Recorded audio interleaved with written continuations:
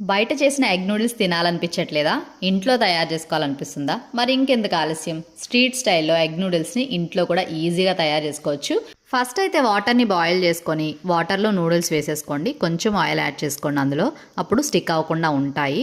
90% cook అయిపోయిన తర్వాత స్ట్రైనర్లోకి తీసుకొని చల్లారనివ్వాలి. పైన కాస్త చల్లని వాటర్ వేసుకోండి, కొంచెం స్టిక్ అవ్వకుండా ఉంటాయి.